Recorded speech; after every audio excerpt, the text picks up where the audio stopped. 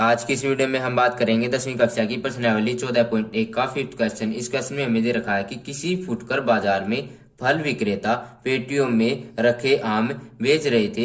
इन पेटियों में आमों की संख्याएं भिन्न भिन्न थी। पेटियों की संख्या के अनुसार आमों का बंटन निम्नलिखित था। हमें दे रखा है कि जो पेटियों की संख्याएं थी ना वो 15 थी, और इन 15 पेटियों में ना 50 से लेकर 52 आम रखे हुए थे। जिन पेटियों की संख्या 110 थी ना उन पेटियों में 53 से 55 आम रखे हुए थे। जिन पेटियों की संख्या 135 थी ना उन पेटियों में 56 से 58 आम रखे हुए थे। जिन पेटियों की संख्या 115 थी ना उन पेटियों में 59 से लेकर 61 तक आम रखे हुए थे। जिन पेटियों की संख्या 25 थी ना उन पेटियों में 62 से लेकर 64 आम रखे हुए थे। उसके बाद हमें आगे बोला गया कि एक पेटी में रखे आमों की माध्य संख्या ज्ञात कीजिए। आपने माध्य संख्या ज्ञात करने की किस विधि का प्रयोग किया? तो हम यहाँ पर प्रत्यक्ष विधि यानी कि डायरेक्ट मेथड का प्रयोग करेंगे इन आमों की माध्य संख्या ज्ञात करने के लिए।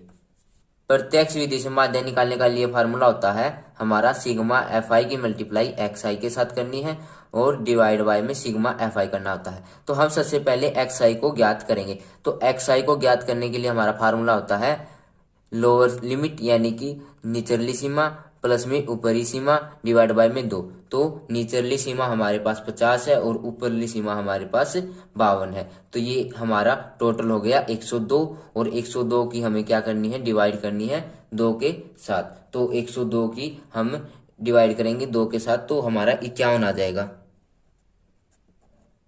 ठीक है, अब 53 और 55 को दोनों को ऐड कर देंगे और 2 के साथ डिवाइड कर देंगे तो हमारा 54 आ जाएगा। तो इसी प्रकार ये सारे हो जाएंगे। तो मैं लिख देता हूं यहां पर ऐसे ताकि हमारा टाइम बच जाए। ठीक है, अभी ये हमारे पास एक्स आई आ गया। अब उसके बाद क्या करना था, हमें एफ आई की एक्स आई के साथ मल्टीप्लाई करनी थी, यानी कि 15 की 51 के साथ मल्टीप्लाई करनी है। तो 15 की 51 के साथ मल्टीप्लाई करेंगे 765 आ जाएगा 15 की और 51 की मल्टीप्लाई करने के बाद। और 110 की 54 के साथ मल्टीप्लाई करेंगे तो हमारा 5940 आ जाएगा। 135 की 57 के साथ मल्टीप्लाई करेंगे तो हमारा 7695 आ जाएगा। 115 की 60 के साथ मल्टीप्लाई करेंगे तो हमारा 6900 आ जाएगा। 25 की 63 के साथ मल्टीप्लाई करेंगे तो हमारा 1575 आ जाएगा। उसके बाद हमें क्या करना था, सिग्मा। सिग्मा का मतलब ये होता है जोड़, तो हमें इन दोनों को जोड़ना होगा। तो यहाँ पर एफ आई और एक्स आई का जोड़ है, इन सभी को हम यदि टोटल करेंगे तो हमारा 22,875 आ जाएगा। ठीक है, अब उसके बाद हमें एक्स आई का भी जोड़ करना था, तो इन सभी को जोड़ेंगे तो हमारा 400 आ जाएगा। तो इस फार्मूले में हम इसकी वैल्यू को रख देते हैं।